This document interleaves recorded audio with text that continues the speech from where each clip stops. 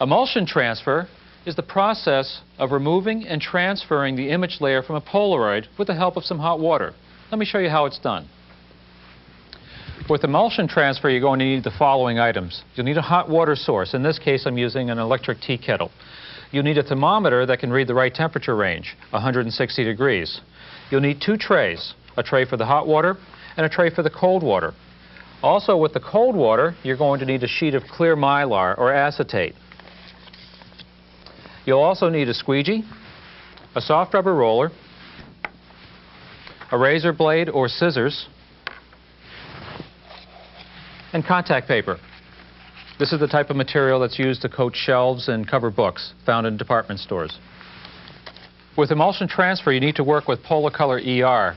The various formats would be type 809 for 8x10, type 59 or 559 for 4x5, and type 669 for 3 1/4 by 4 1/4.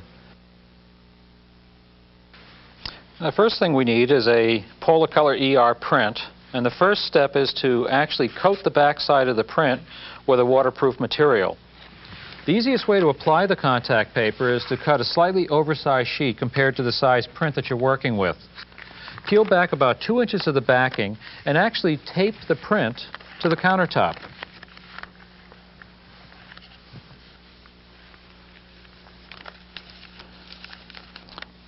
I'll then take my squeegee, pull back on the backing, and actually laminate that to the back of the print, like so.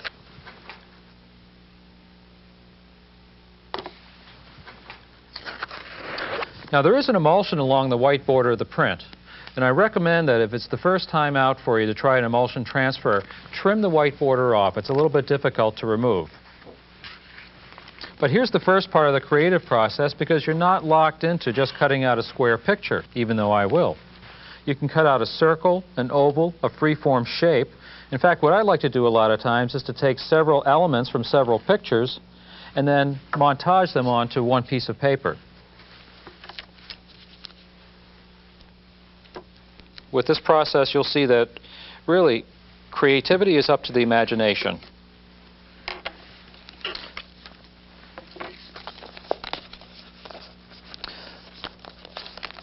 Now that I have the white border removed, we need to prepare the water. I've heated up the water to a temperature of 175 degrees. This is tap water. I need it to be 160 degrees in the tray, so I know the water is going to cool down once it hits the cold tray.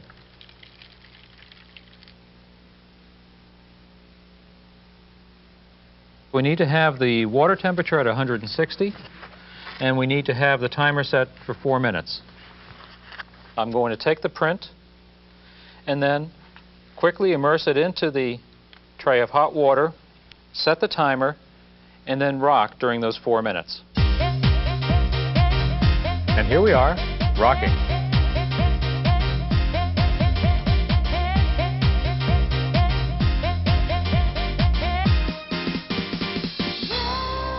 So after several minutes, you'll notice that there may be a bubbling occur along the surface of the print. This is perfectly normal, and this signifies that the emulsion is beginning to release from the paper underneath.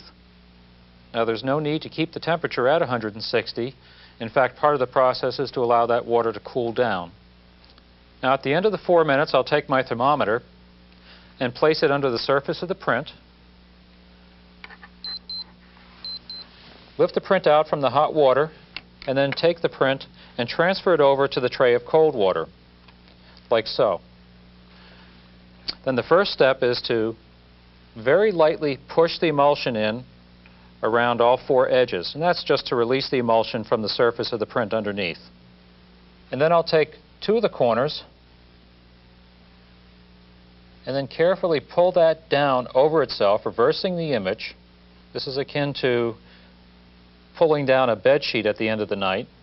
I'm making sure that this separation point is under the surface of the water at all times to prevent sticking. Once I'm about halfway, I'll take the emulsion, hold it down with one hand, and then slowly pull the print out from underneath. And then we'll discard this paper substrate. Now we have the emulsion floating in the water.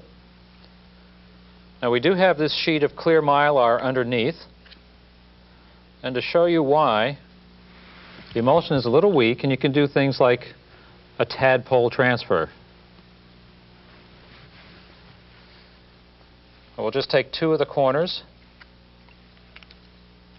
clamp it onto the acetate, and then dunk the acetate in and out to stretch out the image.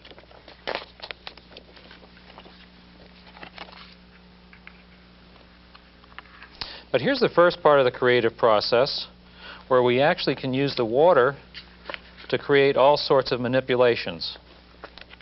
You can dunk it in and out, create folds and creases.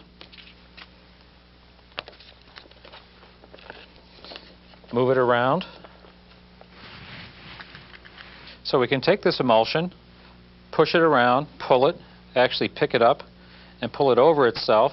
And if something happens that you're not happy with, then it's a simple matter to take the acetate with the emulsion, place it back into the tray of water, hold on to two of the corners, place it in, and dunk it out to stretch it out again. And then we can maneuver it and position it over again. I can actually take the emulsion and pull it and rip it.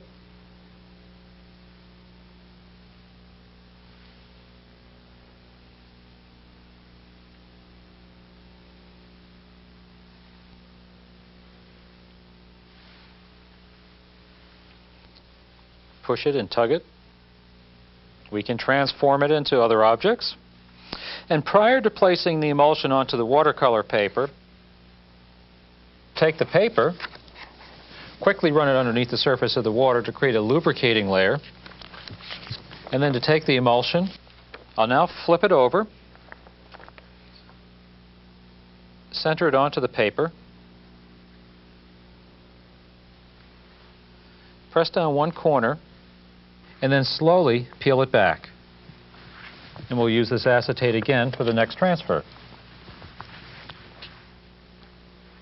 At this point, I can push and pull. If something happens that you're not quite happy with, it's a simple matter to take the paper, dunk it into the tray, stretch it out, and begin again. Once you have the emulsion in the position that you're looking for, take your soft rubber roller, gently place it onto the transfer, using absolutely no pressure, just the weight of the roller, work from the inside out, and push out the excess water and the air bubbles. Once you have the excess water and the air bubbles removed, then slowly increase pressure, still working from the inside out, and begin the final lamination of the emulsion to the material. Watch the creases and the folds, and when you see those flatten out, you're done.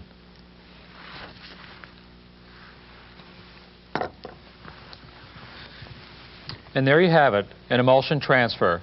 I'll allow it to dry and I'll finish it with pastels, inks, watercolors, really anything I have on hand.